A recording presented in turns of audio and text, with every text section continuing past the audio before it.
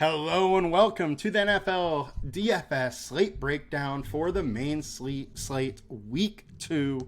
We are back. Last week was a fun one. This week should be as well. We're going to go through the perfect lineups on both DraftKings and FanDuel from last week, and then we're going to get into some projected ownership for this week and some guys to consider here.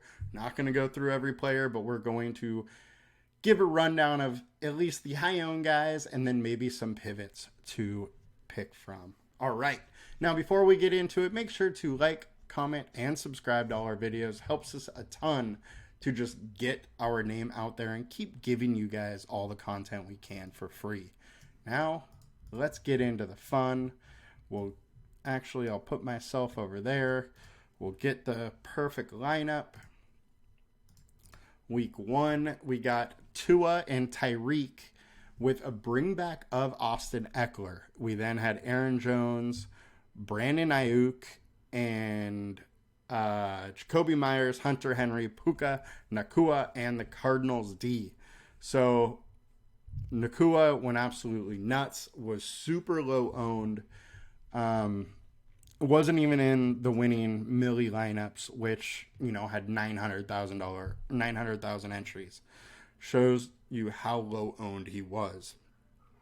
Ayuk around 5% owned. He was the real difference maker. And the 49ers do this regularly where they have one guy just go absolutely nuts, have 2 scores. They put up 30 plus points. From what we can take away from this, Aaron Jones is still very interesting. Had a great game. This Miami Dolphins offense is one that we need to be targeting, regularly. And Jacoby Myers came in knowing this Patriots system and was really able to produce, as Jimmy Garoppolo also knew it very well. Jacoby is interesting from here on out, and Hunter Henry likes to catch touchdowns, and that Patriots offense needed an offensive coordinator last week. All right.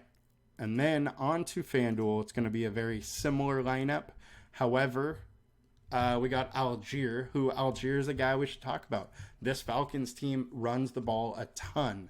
And Algier, I think, is going to be here for the whole year. Even though Bijan is great and has a tremendous skill set, Bijan's probably only getting 60% of the work, and Algier was still on the field some when Bijan was, so he could still get on the field 40-50% of the time regularly, and with how much this team rushes, that's still very, very interesting. All right, now let's get into this week, get into some ownership, and we'll start off at quarterback.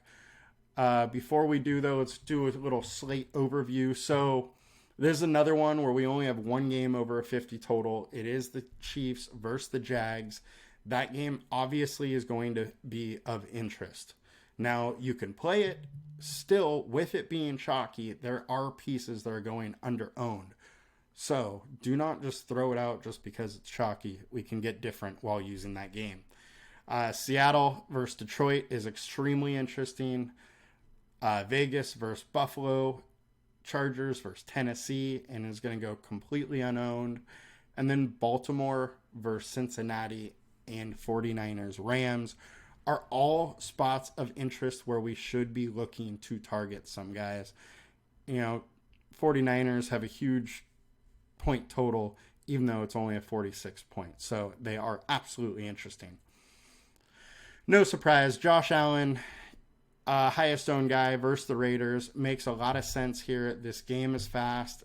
Josh Allen is a beast, one of the best quarterbacks it is. He had a real tough time versus the Jets, but hey, it's the Jets. It's a good opponent, really good defense, and a division rival. He's now going against a non-divisional team, and I expect him to bounce back. He only had 13 points once all of last season. I expect him to, correct.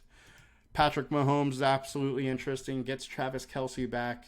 Obviously, he is of interest here. The one thing I will say is that Travis Kelce is only 70% according to Dr. Chow. So with that, you may not want quite as much Mahomes because he just didn't look quite as good, quite as explosive versus that Detroit team as he does with Travis Kelce.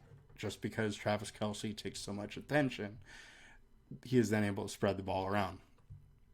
Now, I don't mind Mahomes whatsoever. Just, we'll get that out of the way. All right, Joe Burrow is very interesting. I think this game is interesting. Both of these teams somewhat disappointed last week, even though Baltimore, crushed Houston and controlled the game. They still didn't look that great. So I want to say that both these teams disappointed. And I think both of these teams can and do occasionally get into shootouts.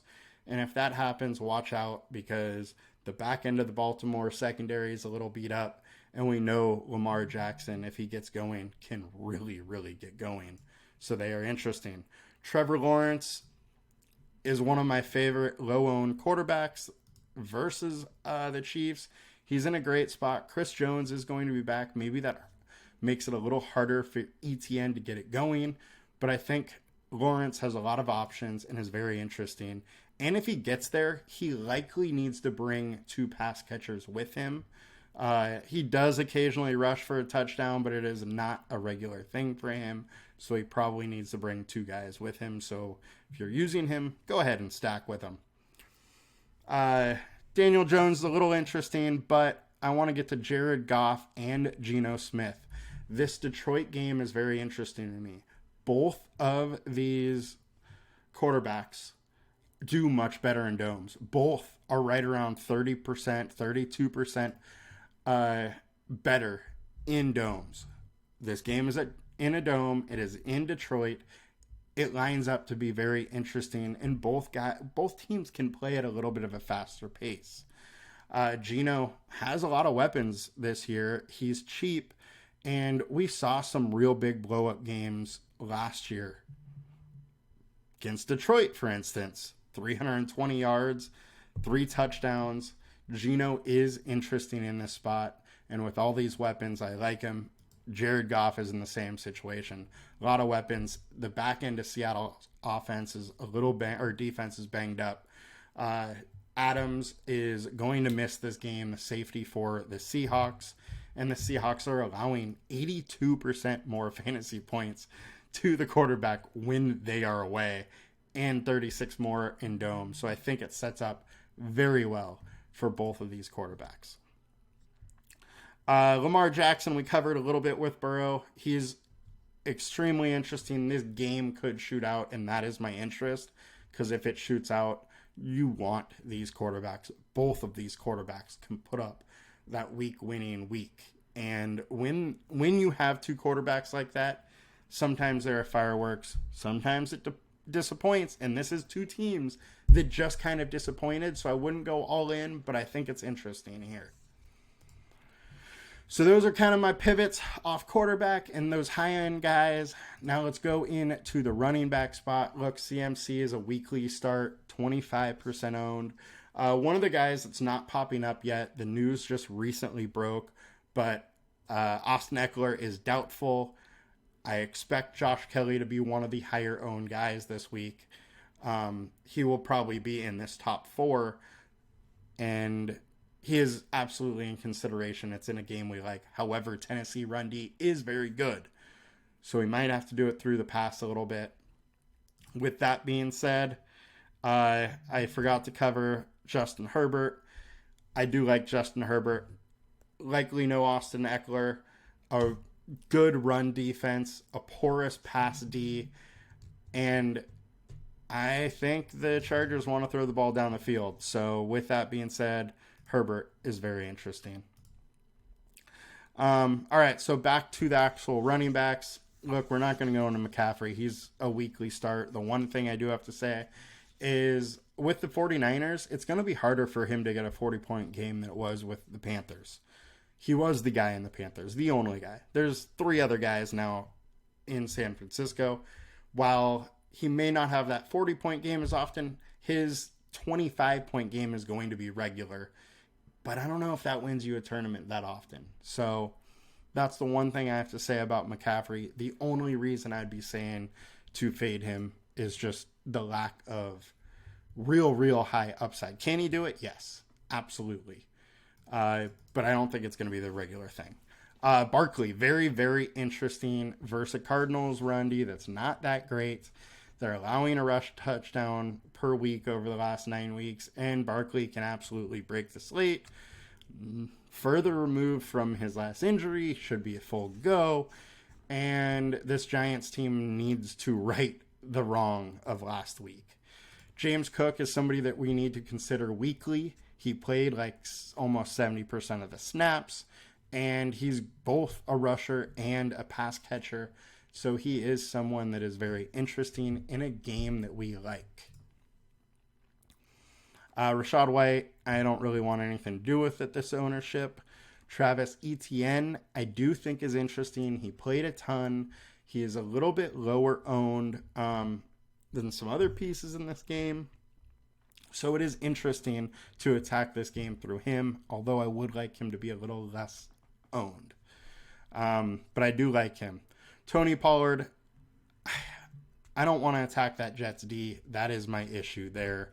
I am kind of off of him, but Pollard was there a ton. His workload was insane in a blowout, and I think he is going to be potentially top 3, top 5 running back this year. David Montgomery, we really need to get into. He had 65-70% of the workload, over 20 rushes. He's in a good spot. Seattle rush D isn't great. It's in a dome, in a game we like, and nobody's going there, so it's absolutely of interest. Just know you're likely going to need him to get 100 yards and a touchdown for him to really make like an optimal lineup, because it does not seem like he's going to catch many passes in this offense, as Jamal Williams did not when Jamal Williams had his role. Denver running backs, they're splitting work, whatever. Josh Jacobs, we need to talk about. Jacobs had 80% of the workload. He has the same role he had last year. You need to consider him weekly. Don't absolutely love this spot for him, but I love that he's only 10% owned and he has that huge upside in him. Kenneth Walker, game we like, low owned, definitely of interest, had a majority of the workload, and in a blowout still got solid workload. So I think he's very interesting. Algier is interesting versus the Packers, who usually, allow a decent amount of running. So Algier is interesting. Jamar Gibbs, I want to talk about. He is super low owned. If he gets to 40-50% of the workload, he is dynamic enough to be able to break the slate. It's just you're hoping that he goes from a 27% snap share up to 50. Now, I don't know if he does it this week. They're going to use him more and more every week. Might not be this week, but the game environment is interesting, and he is electric. I loved watching him the other night. Other guy, low-owned guy that we need to talk about is Zach Moss. He is back. Should be a full go. He's off the injury report completely. This is a faster speed game. And with Evan Hull gone, it's mostly going to be Zach Moss and a little Deion Jackson versus a Houston D that can give it up. So he is very interesting. I like that spot. All right, passing game-wise, no surprise that Stephon Diggs and Chase are both there. Both guys are very interesting, right around 24% owned in games we like. I can't say fade either of them, but they are fairly high owned. Amon-Ra St. Brown is an absolute beast. He is one of those guys that is extremely consistent. The only thing is, like a lot of touch guys that need, at this price point, he needs 2 touchdowns to really make it happen. He gets that occasionally. He is one of the best red zone targets for them. And he's in it, he's in a good spot in a good game. So I can't hate on that 20%.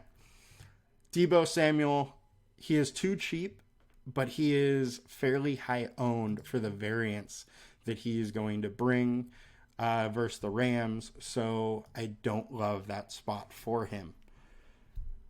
Boyd, extremely cheap stack option. In a week, there's not a ton of cheap guys that are real interesting. Josh Reynolds, same thing. Game we like. He played a lot. He's interesting. Michael Wilson probably needs to be talked about a little bit more than he is. He played a ton last week versus Washington, and it is very likely that Arizona's in a game script that they need to throw. So he is interesting. As is T. Higgins. And T. Higgins is a nice pivot off of Chase if you wanted to still get some action to that game. I think Calvin Ridley is still going too low owned in a game we really like that is a very cheap stack. With that, you could do Zay Jones, who is only 8%, played a lot more than Christian Kirk as well. So that's, a very interesting three-man stack there. Zay Flowers got 48% of the snaps from Baltimore yesterday. I love him this week in a great game, and he's still priced very, very lowly. Houston game is interesting. We talked about it being one of the fastest ones. There's pieces in that game that are very cheap, and it's a little interesting. Even though it is only a 39-point game total, that game looks to be one of the fastest pace games of the week. You got to consider all the Seattle receivers here. They're all going low owned. All of them are interesting as nobody's playing a game stack of that game. So I am very interested in that Seattle game. At tight end, so Troutman is getting all the love. He's cheap. He's only 3K, 20% owned. I just don't love it, and I'm not going to follow Troutman at 3K. He did get a decent amount of workload, though. Chig had 2 targets, didn't really get it involved. However, it is versus the Chargers in a game that could be a little enticing. I think Musgrove is going to get steamed up pretty good ownership-wise, as he got 4 targets, 50 yards. I don't love it, but I absolutely get going there. He looked great. We got to add in Travis Kelce that came out today that he is likely to play. He is going to go up into one of the higher owned guys on this slate. Just know that he is a little banged up still. Dr. Chow says that he's about 70%. So he's interesting. I think Ferguson is my lower owned cheap guy that I like. He got the targets, 7 targets last week. He is versus the Jets, who did give it up a little bit to the tight end last week, and I expect that's how Dallas is going to have to beat them. So he is interesting. So that will do it for us today. I think week 2 is going to be a very fun week. You guys have a great weekend. Good luck. Make sure to like, comment, and subscribe to our video, and come join us at LineStar. It's only $39.99 a month. Gets you access to everything. Adios, guys. Good luck.